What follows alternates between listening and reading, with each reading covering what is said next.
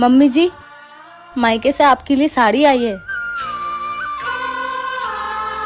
अरे वाह बहू, साड़ी तो बहुत अच्छी है। लेकिन एक बात बता, तेरे पापा की वो टाटा मोटर्स की कंपनी कैसी चल रही है? पर मम्मी जी, वो टाटा मोटर्स की कंपनी मेरे पापा की थोड़ी है। अच्छा, नहीं है क्या? नहीं। तो क्या जरूरत थी इतनी महंगी साड़ी भेजने की? आज मम्मी जी आपके लिए साड़ी आई है, कल मम्मी जी आपके लिए शॉल आई है, परसों मम्मी जी आपके लिए मिठाई और भाजी आई है। वो मम्मी जी। क्या मम्मी? बेटा, जब तुम शादी करके इस घर में नहीं आई थी ना, तभी भी हम खाना खा रहे थे और कपड़े पहन रहे थे। वो मम्मी जी, मेरी माँ कहती है इससे प्यार बना रहता है। बहू, प्यार ही बनाना है ना तो कभी अपनी माँ से कहना आए हमारे घर, साथ में खाना खाएंगे, गप्पे लड़ाएंगे और प्यार बढ़ाएंगे। ठीक है मम्मी जी। अरे दीदी, आप टिफिन नहीं लेके जाओगे क्या? नहीं, मैं लंच में कुछ बाहर से मंगा लूंगी। क्या हुआ दीदी, आज आपका मूड सही नहीं लग रहा? अब तुमसे क्या ही छुपाऊं, एक तो ये कुछ कमाते धमाते नहीं हैं, ऊपर से अब मेरे पैसे खर्चे करने लगे हैं, वो भी अपने नशेबाजी के लिए। वही तो दीदी, आप बेचारी इतने मेहनत करके पैसे कमा रही हो और भैया आपके पैसे नशे में उड़ा देते हैं। मैं होती आपकी जगह तो कब का छोड़ देती। मुझे ऑफिस के लिए लेट हो रहा है। हाँ दीदी, आप तो मेरी तरह नहीं है ना, आप बहुत अच्छी हैं। अब तो कहानी में और मजा आएगा। भैया, आपके लिए चाय बना दूं क्या? नहीं नहीं, मेरा मूड नहीं है। क्या हुआ भैया, आज सुबह से देख रही हूँ आप बहुत परेशान बैठे हो। हाँ, वो मेरी गलती है, उससे बिना पूछे उसके अकाउंट से पैसे निकाल दिए। क्यों, क्या हुआ? इतना तो हक था ही आपका, लेकिन दीदी को क्या ही बोल सकते हैं। जब दीदी आपको अपना ही नहीं समझती है तो एक काम कीजिए, आप कुछ बेच के उनको पैसे दे दीजिए रिटर्न। ठीक है, मैं देखता हूँ। देखो भैया, मैं तो ये सब इसलिए बोल रही हूँ क्योंकि आप लोगों का रिश्ता ना खराब हो, बाकी आपकी मर्जी।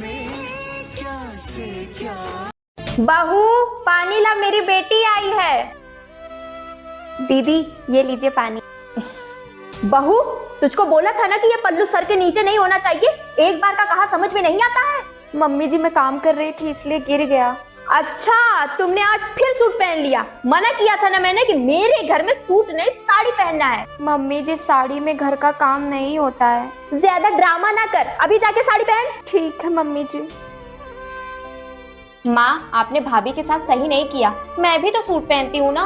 तू मेरी बेटी है और वो मेरी बहू है, बेटी बहू में बहुत फर्क होता है, समझी?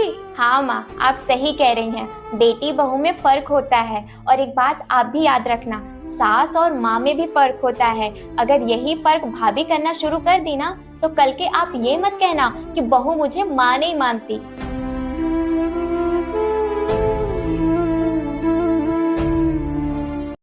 मम्मी, मेरी शादी को 1 हफ्ता होने को आया है, पर इस घर में कोई मुझसे बात नहीं करता। मैं अकेली बैठी रहती हूँ कमरे में। बेटा, शादी के बाद ससुराल में एडजस्ट करने के लिए थोड़ा टाइम लगता है। कोई बात नहीं बेटा, तू चली जाया कर अपनी सास के पास। ठीक है मम्मी, अब से मैं ऐसा ही किया करूँगी। तू ज्यादा चिंता मत कर, सब कुछ ठीक हो जाएगा। दीदी, मेरे तो कर्म ही फूट गए जो ऐसी बहू पल्ले पड़ी है। बताओ, कुछ भी नहीं लेके आई दहेज में। मेरा तो इतना खर्चा हो गया शादी में, ये दहेज के नाम पे कुछ भी नहीं लेके आई। मैंने तो सोचा था गाड़ी लेके आएगी, लेकिन इन्होंने मेरी बात सुनी ही नहीं, दोस्ती के चक्कर में पड़ गए, ले आए बिन दहेज की बहू। सही कह रहे हो बहन, पूरे मोहल्ले में बदनामी हो रही है, इनकी बहू कुछ नहीं लेके आई। दीदी, मुझे तो ये समझ में नहीं आ रहा कि मैं मोहल्ले वालों को क्या मुंह दिखाऊंगी। दोस्तों, समाज में आज भी दहेज एक कुप्रथा बनी हुई है। बहू कहाँ जाने की तैयारी हो रही है? माँ जी, मेरी शादी को पूरे 6 महीने हो गए, मैं मेरे मैके नहीं गई, तो इन्होंने बोला जाओ अपने मैके कुछ दिन रह लो। अच्छा, बेटे ने वहाँ से फोन करके बोल दिया तो हो गया।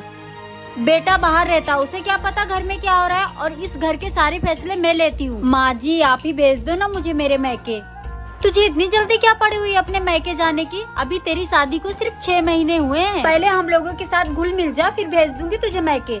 मुझे मेरी माँ की बहुत याद आ रही है, सारा दिन अपने घर पे फोन पे लगी रहती है। अब जा खाना बना। जी माँ जी। बहू। हाँ माँ जी, जब पहली बार मैंने मेरी सास से मैके जाने को पूछा था तो मेरी सास ने मुझे ये सब बोला था। बहू, तो दिल छोटा मत कर, मैं तो तेरे मजे ले रही थी। जा जल्दी से तैयार हो जा, मैं तुझे मैके भिजवा दूंगी। ठीक है माँ जी। भाभी। जी देवर जी। आज मेरे कॉलेज से कुछ फ्रेंड आ रहे हैं आपको देखने के लिए। अच्छा। हाँ भाभी, और कुछ अच्छा सा खाना बना देना उनके लिए। क्या बनाऊं देवर जी? जो आप बना दीजिए वही खिला दूंगा। पर देवर जी बनाऊं क्या, आप बता दोगे? एक काम करिए भाभी, आप काजू पनीर बना दीजिए। काजू पनीर? पर देवर जी मुझे काजू पनीर बनाने नहीं आता।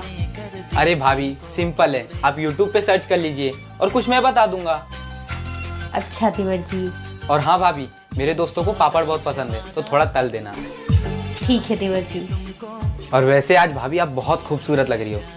थैंक यू देवर जी। अच्छा ठीक है, मैं जाता हूँ मार्केट से सामान लेके आता हूँ। ठीक है देवर जी। देवर जी जी भाभी। वो काजू भी लेके आइएगा। ठीक है भाभी। ठीक है देवर जी। आपकी शादी कौन से ईयर्स में हुई? देवरानी जी वो सो गई, लगता है इनकी तबीयत ठीक नहीं है। एक काम करती हूँ, सारे काम मैं ही कर लेती हूँ, इनको आराम करने देती हूँ।